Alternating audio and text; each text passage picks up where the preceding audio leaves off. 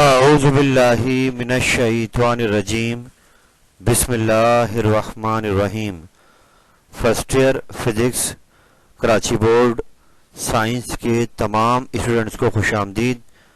आज मैं आपके सामने आपकी बुक के चैप्टर नंबर 10 का एक टॉपिक है सिंपल माइक्रोस्कोप, जिसको मैग्नीफाइंग गिलास भी कहा जाता है। इसके पास पेपर्स के कुछ न्यूमेरिकल्स का सॉल्यूशन लेकर हाजिर हुआ हूँ। और ये बात ध्यान में रहे कि चैप्टर 10 आपके एग्ज़ाम के लिए बहुत इम्पोर्टेंट है और यहाँ से लॉन्ग क्वेश्चन भी बनता है और न्यूमेरिकल भी एग्ज़ाम में आ जाते हैं। तो आइए अपने आज के सिलसिले का आगाज़ करते हैं।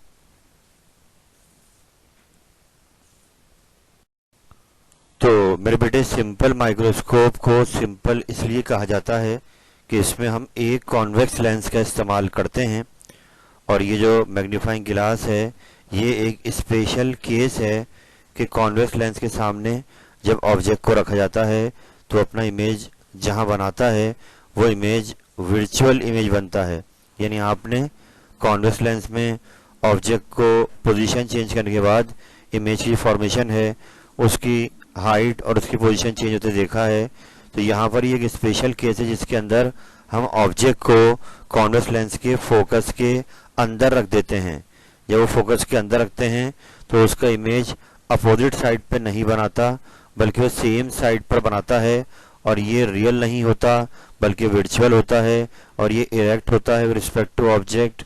और हमें जो ऑब्जेक्ट अपने नेकेड आई से क्लियर नज़र नहीं आ रहे होते, यानी जिनको हम अपने आँख के करीब कर लेते हैं, लीस्ट डिस्टेंस और डिस्टेंस पर रख लेते हैं, 25 सेंटीमीटर पर रख लेते हैं, उसके बावजूद वो ऑब्जेक्ट हमें सही नज़र नहीं आ रहे, तो हम उसको देखने के लिए मैग्नीफाइंग गिलास का इस्तेमाल करते हैं। और हम ये चाहते हैं कि इमेज वहीं पर बने जहाँ पर हम नेकेड आई से देखना चाह रहे थे, यानी लीस्ट डिस्टेंस और डिस्टिंक्ट विजन पर। तो यहाँ पर जो इमेज डिस्टेंस है वो 25 सेंटीमीटर लिया जाएगा, यानी क्यू जो बनता है वो इसमें 25 सेंटीमीटर तमाम न्यूमेरिकल जब भी आएंगे उनमें रखा जाएगा। मिलीमीटर में वो 250 मिलीमीटर है और इमेज फॉर्मेशन आपकी जो है वो लीस्ट डिस्टेंस और डिस्टेंस विजन पर होगी। ऑब्जेक्ट को आप रखेंगे फोकस के अंदर मगर उसको लेंस से ऐसे एडजस्ट करेंगे कि जो फाइनल इमेज बने वो लीस्ट डिस्टेंस और डिस्टेंस विजन पर तैयार हो। तो आइए इसके न्यूमेरिकल्स को देखने के लिए आगे बढ़ते हैं।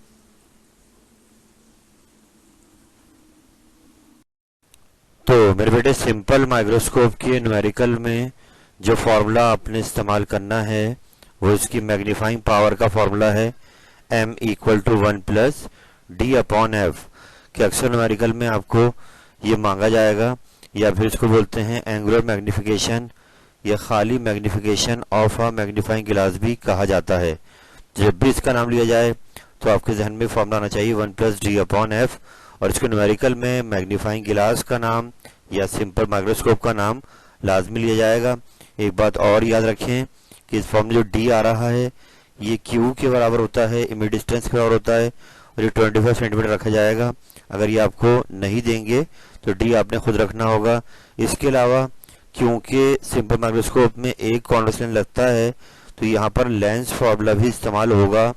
जहाँ पर क्वेश्चन में अगर ऑब्जेक्ट डिस्टेंस मांगा जाए तो हम वहाँ पर लेंस फार्मूले का इस्तेमाल भी करेंगे, मगर वो लगाते वक्त आपको याद रखना है कि जो फाइनल इमेज बन रहा है क्योंकि वर्चुअल है तो लेंस फार्मूले जब क्यू रखा जाएगा तो माइनस का लिया जाएगा कि वर्चुअल इमेज में क्यू किसका होता है, माइनस का। तो आइए इतने तारुफ के बाद इनके न्यूमेरिकल्स का आगाज करते हैं। तो आइए बेटा, पहला सवाल आ रहा है सिंपल माइक्रोस्कोप का। इस क्वेश्चन को पढ़ते हैं। ये पास्ट ईयर में काफ़ी बार आ चुका है कि यहाँ पर पहले तो नाम लिया जा रहा है मैग्नीफाइंग गिलास का। तो जहाँ भी नाम आ जाए, सिंपल माइक्रोस्कोप का नाम आ जाए तो आपके जहन में टॉपिक आ जाना चाहिए कि ये कहा जा रहा है कि ये सिंपल माइक्रोस्कोप प्रोड्यूस कर रही है कि इमेज जिसकी मैग्नीफिकेशन 6 है। मैग्नीफिकेशन एज यू नो, ये जो इमेज का साइज बढ़ जाता है as compare to naked eye, वो उसको शो कर रहा है कि 6 टाइम बढ़ रहा है इमेज का size as compare to object. It means कि हमें यहाँ पर मैग्नीफाइंग पावर भी कहलाती है मैग्निफिकेशन, तो ये दे दी गई है। याद रहे इसका कोई यूनिट नहीं होता है, बिकॉज इसके यूनिट्स कैंसिल हो जाते हैं रेशियो में, क्यू अपॉन पी बोलें या फिर जहाँ पर डिस्टेंस की रेशियो की वजह से ये मैग्नीफाइंग पावर का यूनिट नहीं है। तो अब ये हमें देने के बाद क्या मांग रहा है, what is power of the lens, कि सिंपल माइक्रोस्कोप में क्योंकि एक ही कॉन्वेक्स लेंस यूज होता है तो उस लेंस की सिंपल पावर मांगी जा रही है। इस मैग्नीफाइंग पावर को यूज कर हम पहले क्या निकालेंगे, उस लेंस की फोकल लेंथ निकालेंगे। जब फोकल लेंथ आ जाएगी तो वही मैट्रिक वाला फॉर्मूला की पावर बराबर होती है 1/f के, उससे हम उस लेंस की पावर निकाल लेंगे। याद रहे इनको अलग रखना है आपने, मैग्निफिकेशन या मैग्नीफाइंग पावर अलग है और ये सिंपल पावर अलग है। तो आइए इस सवाल का डेटा बनाते हैं। तो बेटा यहाँ पर हमें क्योंकि मैग्निफिकेशन दी हुई है 6, तो हमने m को 6 ले लिया। d हमें खुद लगाना होगा, मैंने आपको पिछले पेज पे गाइड किया था, क्योंकि फॉर्मूले में d आता है। तो d 25 सेंटीमीटर है, least distance of distinct vision. और अब हमसे मांग रहा है पावर ऑफ लेंस, जो लेंस यूज की जाएगा यहाँ पर उसकी पावर क्या होगी। तो फॉर्मूला आपके सामने आ गया मैग्नीफाइंग पावर का, m equal to 1 plus D upon F. तो अब जाएंगे फॉर्मूले के अंदर, जहां m आ रहा है 6 रख देंगे, जहां d आ रहा है 25 रख देंगे। तो हमने वैल्यूज को रखा, m को रखा 6, d को रखा 25, f पहले निकाला जाएगा, प्लस का 1 था जाके माइनस का 1 हो गया, उसके 5 हो गया, f ऊपर चला गया 5 नीचे आ गया और बाद में डिवाइड होकर f आ गया 5 सेंटीमीटर। याद रहे बेटे, जो हमें पावर ऑफ लेंस मांग रहा है उसका यूनिट, ऐसा यूनिट डायोप्टर होता है, मगर डायोप्टर जब मिलेगा जब फोकल लेंथ को आप मीटर में लेंगे। यहाँ फोकल लेंथ में सेंटीमीटर दी हुई है, पहले हम इसको डिवाइड करेंगे 100 से ताकि मीटर में चली जाए, तो ये आगे 0.05 मीटर। अब हम बनाएंगे मैट्रिक वाला फॉर्मूला पावर ऑफ लेंस का, 1/f के बराबर है, तो रख दी f की वैल्यू। तो पावर ऑफ लेंस आ गई 20 डायोप्टर, यानी कि आपको यहाँ पर जो लेंस यूज किया जा रहा है सिंपल माइक्रोस्कोप में उसकी पावर है 20 डायोप्टर। ये सवाल एग्जाम में काफी बार आया है, अब इसको बार बार दोहराइए। हम चलते हैं आगे। तो बेटा काम को आगे बढ़ाते हैं। अगला न्यूमेरिकल आ गया है मैग्नीफाइंग ग्लास का, और आइए इसको पढ़ते हैं यहाँ पर कि magnifying glass produce image of magnification 6। एक बार फिर हमें इसकी मैग्नीफाइंग पावर दी हुई है, हमें इसको यूज करते वक्त अब यहाँ पर मांग रहा है best position of the object. यानी मैंने आपको लास्ट टाइम बताया था पिछले पेज पर कि वो जो लेंस के सामने ऑब्जेक्ट रखा जाता है, इस डिस्टेंस को हम p कहते हैं, ये यहाँ पर हम ऐसे एडजस्ट करते हैं। एक तो ये बात डन है कि फोकस के अंदर आएगा, लेकिन अब ये लेंस से ऐसे एडजस्ट किया जाएगा कि जो फाइनल इमेज बने वो d डिस्टेंस पर बने, लीस्ट डिस्टेंस और डिस्टिंक्ट विजन पर बने। तो इसके लिए हमें ऑब्जेक्ट को ऐसे एडजस्ट करना होता है कि q हमारा d के बराबर आ जाए।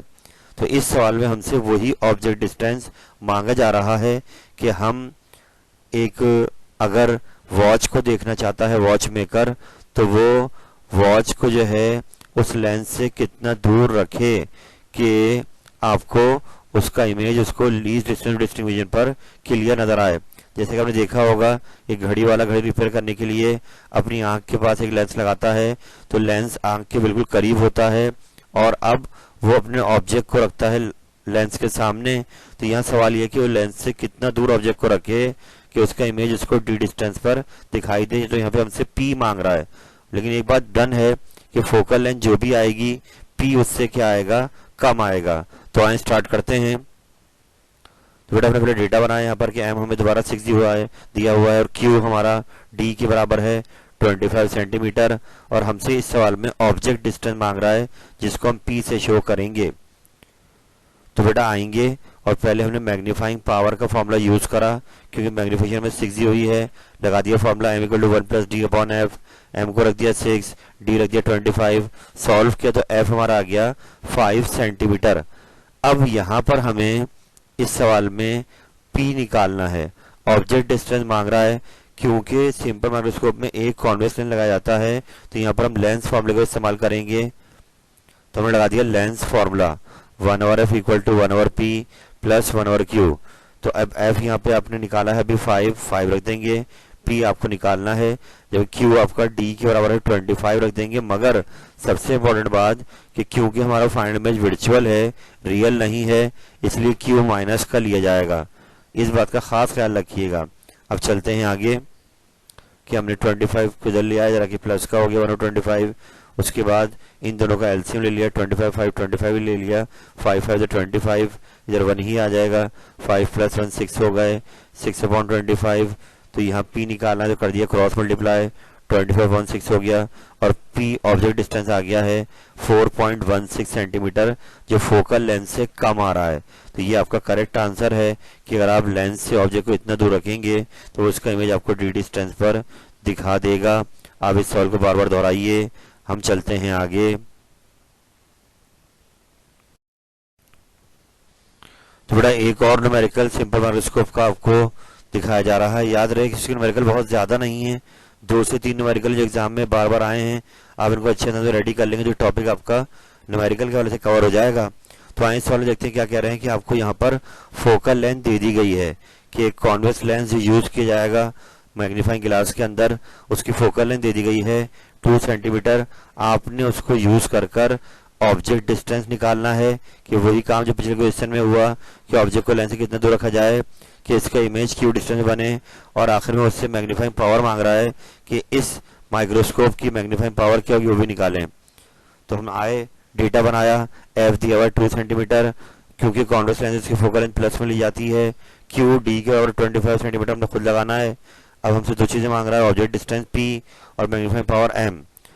तो बेटा पहले हम यहाँ पर मैग्नीफाइंग पावर निकाल लेते हैं, क्योंकि आपको एफ दिया हुआ है, आपने डी को हटाया 25 रखा और यहाँ पर एफ को रख दिया 2, डिवाइड करा 12.5, प्लस कराया 13.5, मैग्नीफाइंग पावर आ गई। याद रहे इसका कोई यूनिट नहीं होगा, it is the ratio between same quantity. अब बेटा हमें P निकालना है, ऑब्जेक्ट डिस्टेंस लगा दिया हमने लेंस फार्मूला, और एक बार फिर F को हमने 2 रखा और Q हमने माइनस का लेना है क्योंकि इमेज वर्चुअल है। अब माइनस वाला चला के प्लस का हो गया, इन दोनों का एलसीएम ले लिया, 50 आ गया, 25 + 2 हो गया, क्रॉस मल्टीप्लाई कराया 50/27, 1.85 सेंटीमीटर ये ऑब्जेक्ट डिस्टेंस आ गया है जो फोकल लेंथ से कम है।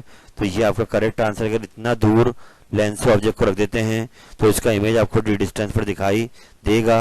आप इस सवाल को बार बार दोहराइए।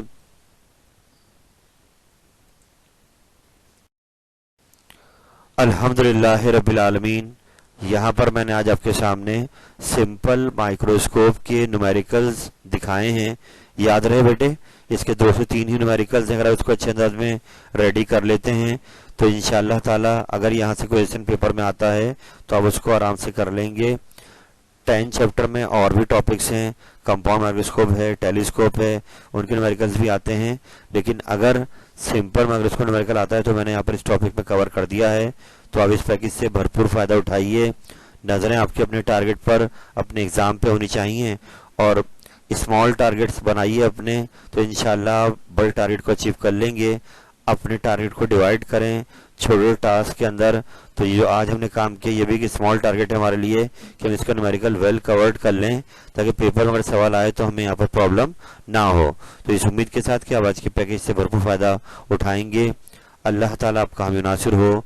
फ़ी अमानिल्लाह। अल्लाह हाफिज़।